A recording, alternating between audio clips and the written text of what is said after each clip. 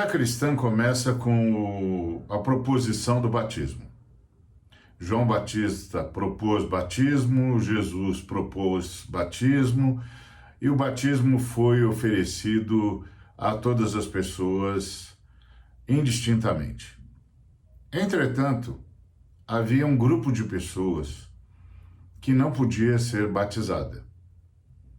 E se fosse no Brasil, esse grupo de pessoas envolveria principalmente os militares. E por que os militares não podem ser batizados? Nós veremos isso daqui para frente. O batismo de João, assim como o batismo de Jesus, era para arrependimento. O que é arrependimento? Arrependimento é uma mudança de paradigma, uma mudança de compreensão de si mesmo e uma mudança de leitura da sua vida, em que a pessoa ou um grupo de pessoas entende que errou, que cometeu crimes contra Deus, contra o próximo, contra si mesmo, sejam de que natureza forem. E aí, essas pessoas caem em si, ou seja, aceitam que erraram e se arrependem. Então elas mudam de ideia acerca de si mesmas. Antes de qualquer coisa, elas mudam de ideia acerca de si mesmas. Elas passam a compreender que o seu passado foi um passado contrário a Deus, foi um passado contrário à vida, foi um passado contrário à vontade de Deus, foi um passado contrário à liberdade dos seres humanos ou o direito dos seres humanos, ou contra si mesmo. Então é uma mudança de paradigma, é uma expansão da consciência em que a pessoa admite, ou o grupo de pessoas admite o seu erro ou os seus erros. Pois é, a cada dia 31 de março, em cada ano, Deus dá aos militares brasileiros a oportunidade de se arrependerem, de pedirem perdão, porque essa é a consequência natural do arrependimento. Quando a pessoa expande a sua consciência, admite os seus erros, admite que falhou, que errou, que se equivocou, que cometeu crimes, que prejudicou pessoas, que fez seja lá o que for, que atente contra a vida, que atente contra o direito, que atente, acima de tudo, contra Deus, a pessoa então pede perdão. Pois é, a cada 31 de março, Deus dá aos militares brasileiros de todas as forças armadas e das forças auxiliares a oportunidade de pedir perdão, de demonstrar o seu arrependimento.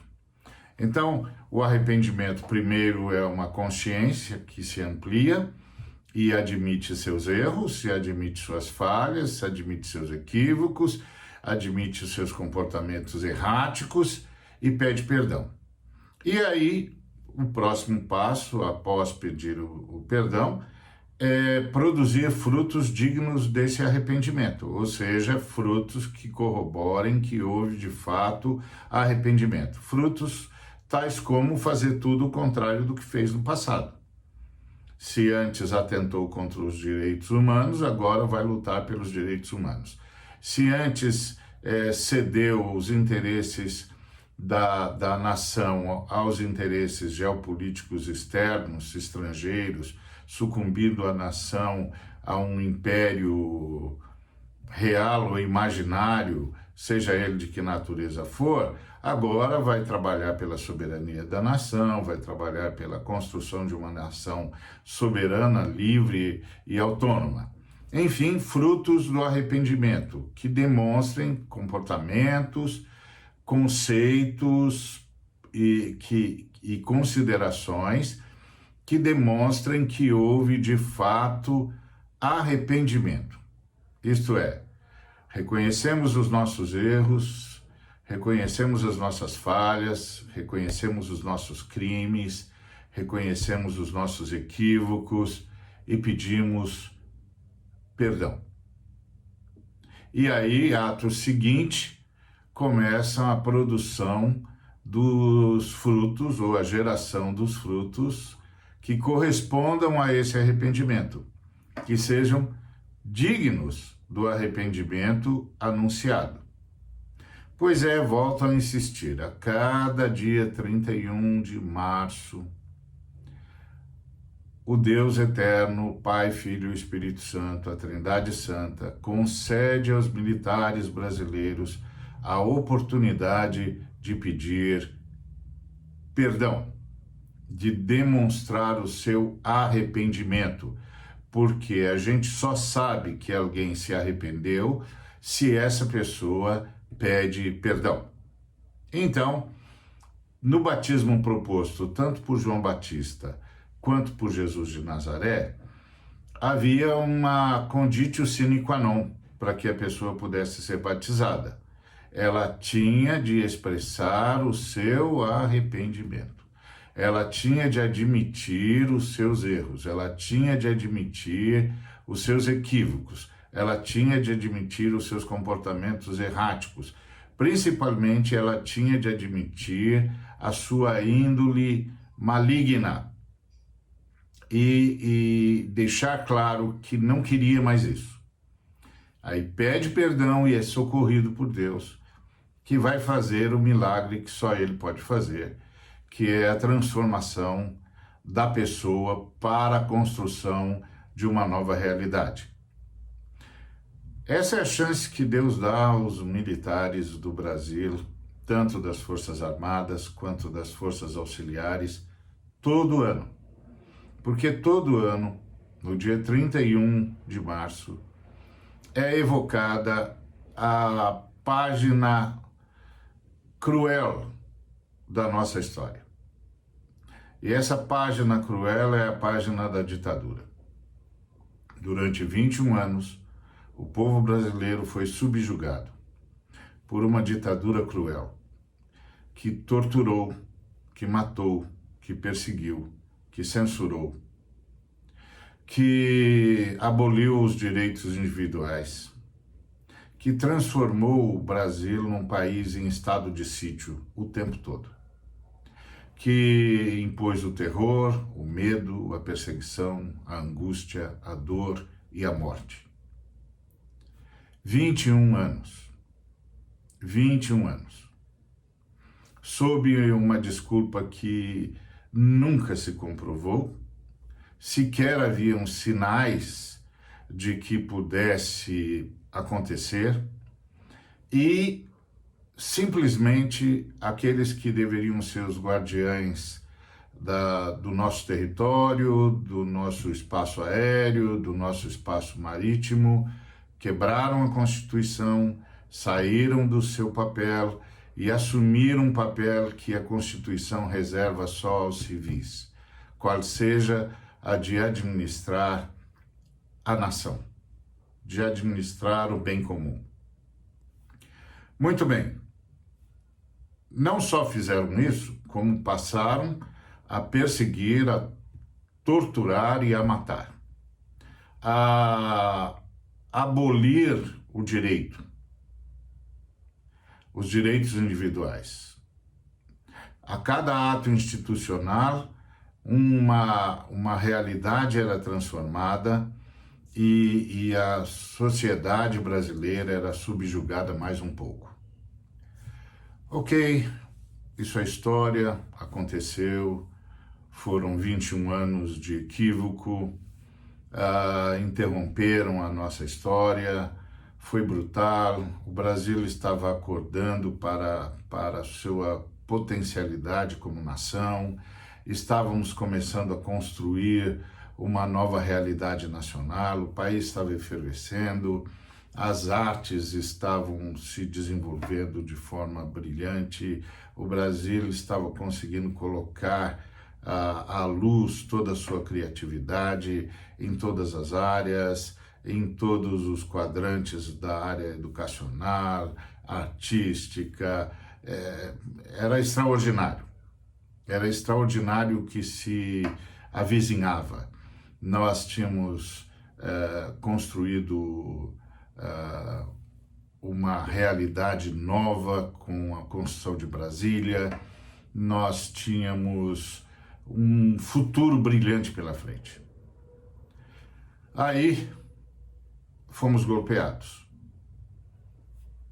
Desculpas estapafúrdias, sempre a elite econômica, a elite retrógrada, a elite racista, a elite que não conseguia admitir a ascensão do negro, a ascensão do pobre, a ascensão da mulher, enfim, a elite de sempre, essa mesma elite que voltou nesses governos recentes que nós tivemos a partir do golpe de 2016. Equívocos históricos, que nações não os tiveram, que histórias não foram maculadas por isso.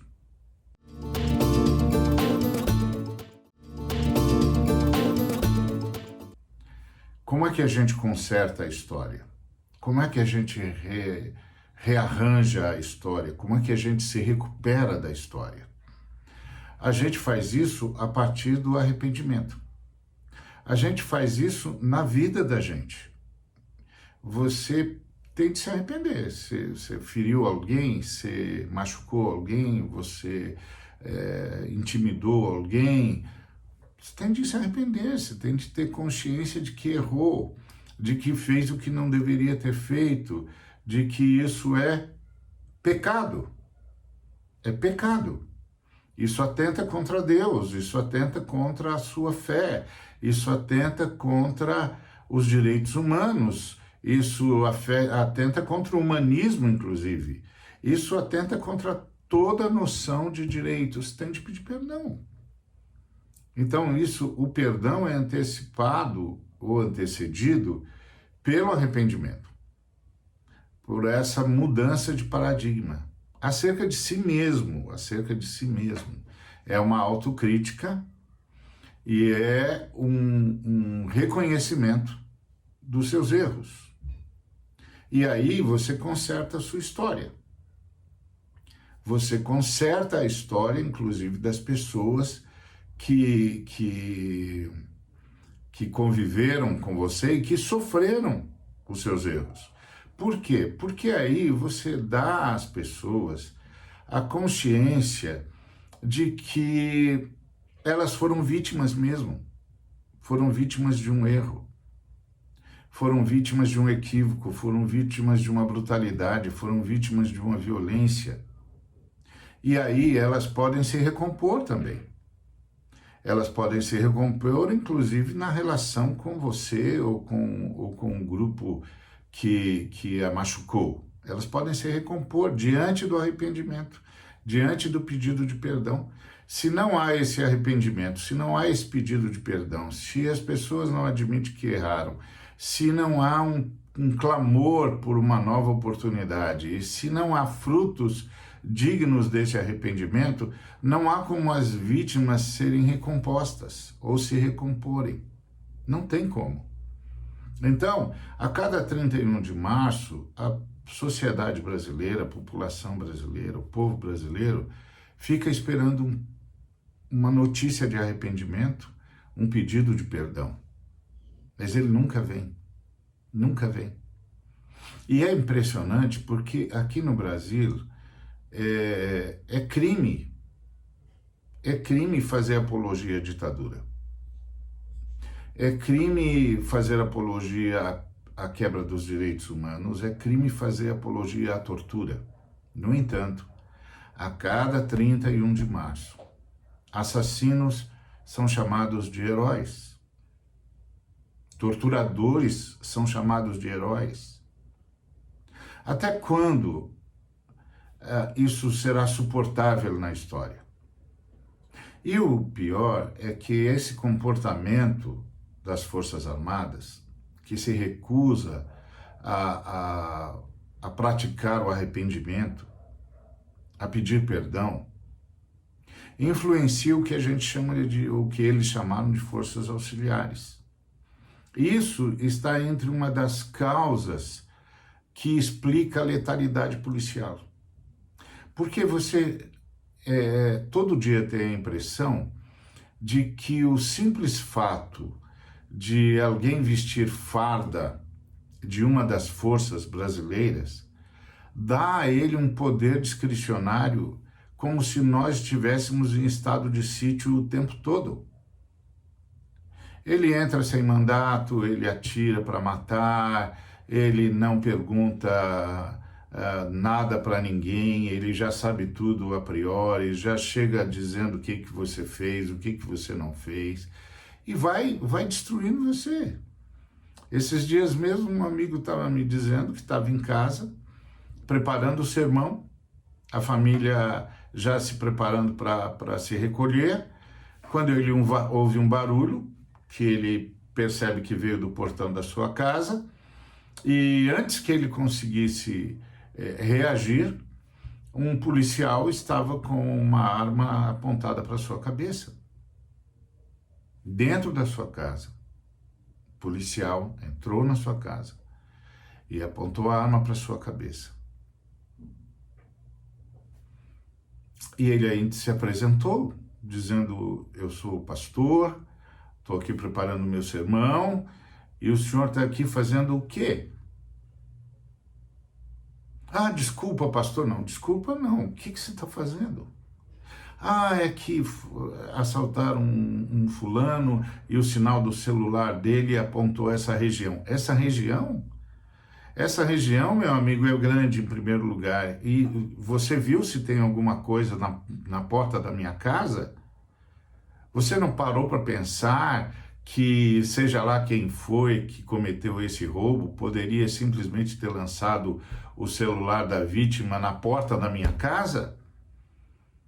Você não deveria ter me chamado, ter perguntado se eu vi alguma coisa? Você não devia ter um mandato?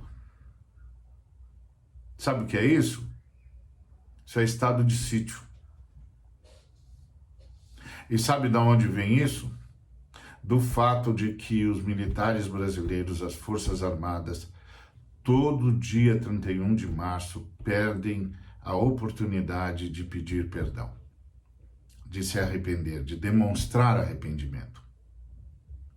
E aí tentam transformar assassinos em heróis, tentam transformar rebeldes em exemplo, tentam transformar torturadores em pessoas dignas de louvor.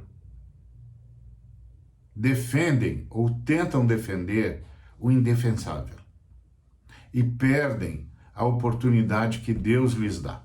Porque Deus, a Trindade Santa, sempre dá aos seres humanos a oportunidade do arrependimento. Foi assim que começou a fé cristã. Começou com o apóstolo João Batista anunciando o chamado ao arrependimento. Arrependei-vos, arrependei-vos, arrependei-vos. Arrependei-vos e sede batizados. Então, os militares brasileiros continuam não podendo ser batizados, porque não tem arrependimento. Esse batismo que João anunciava e que imediatamente Jesus também anunciou, era o batismo do arrependimento. Você se arrependeu? Você reconheceu o seu erro? Você reconheceu a sua forma errática de viver? Você reconheceu os equívocos da sua história? Você reconheceu o que você fez e como isso machucou, matou, manietou, destruiu vidas, destruiu famílias inteiras, destruiu a história de uma nação, desviou a nação da sua rota de progresso, de vida, de transformação, de crescimento, de amadurecimento. Você admite isso? Você está disposto a mudar os seus paradigmas acerca de si mesmos, acerca de si mesmo e simplesmente se arrepender, pedir perdão. Essa é a oportunidade que Deus oferece todos os dias, 31 de março. E já faz cerca de 50 anos. E todos os dias, 31 de março, essa oportunidade é perdida. É perdida. E aí você tem líderes nacionais que vêm à baila, que vêm à ribalta, que vêm à mídia para exaltar o crime, para exaltar a disfarçatez, a manutenção de todo um país em estado de sítio, o aumento do poder discricionário de toda a gente que usa farda. E por quê? Por quê? Porque não pede perdão, porque não admite seu erro. Gente, torturar é errado, é criminoso, é pecado. Matar, privar as pessoas dos direitos, tirar delas o direito à defesa, o direito a um processo jurídico normal, isso é pecado. Censurar, impedir a liberdade de expressão, impedir a liberdade de ir e vir, tentar tirar de alguém uma confissão por meio da tortura, do constrangimento, da violência, é pecado. E isso desencadeou um estado de violência policial no Brasil. Porque a impressão que você tem é que todo sujeito fardado tem a consciência de que está num país sob estado de sítio. E que ele pode fazer o que quiser. E o pior é ver clérigos, no nosso caso pastores e pastoras, apoiarem isso. Darem respaldo a isso. Gerando o que o pastor Felipe dos Anjos chama de uma teologia de morte. Uma teologia que justifica a mortandade, o assassínio, a violência. Isso é absurdo. Isso é impensável, é inadmissível. Então, volto a dizer, a cada 31 de março, os militares têm a oportunidade de pedir perdão. Passamos pelo 31 de março deste ano e mais uma vez eles não se arrependeram. E mais uma vez eles não pediram perdão. E mais uma vez eles fizeram apologia à tortura, tentando transformar bandidos em heróis, assassinos em heróis, torturadores em gente de bem. Isso é um crime que se perpetua sobre a nação e que se expande nos vários cantos. Lembro-me de um intelectual que foi entrevistado quando um dos atos institucionais foram promulgados e perguntaram-lhe agora que sentimento ele tinha em relação aos generais.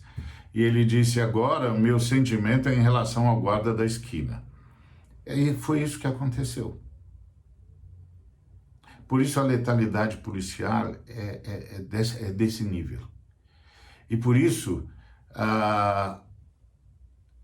o arrependimento não acontece, então os frutos de arrependimento não aparecem, e aí as forças de policiamento continuam a serviço da brutalidade, que por sua vez está a serviço da elite retrógrada, da elite nazista, da elite racista, que não admite que o Brasil não é mais um país branco. O país agora é um país de negros. E então a letalidade contra os negros é assustadora. Mas o que é que faz o sujeito atirar sem constrangimento? O que faz o sujeito entrar na casa de um cidadão e apontar o revólver na cabeça dele sem constrangimento? A ausência de arrependimento dos militares. E ao invés de termos os frutos do arrependimento, nós continuamos tendo medo do estado de sítio. Todo dia a gente é ameaçado de que os militares vão voltar, o AI-5 vai voltar, olha que os militares se reuniram, os militares vão decidir. O que é isso? Isso é constrangimento, isso é crime, isso é pecado. Então, arrependimento é a porta de saída para a história do país e para a história pessoal. Que cada um de nós guarde isso no coração, daqui para frente.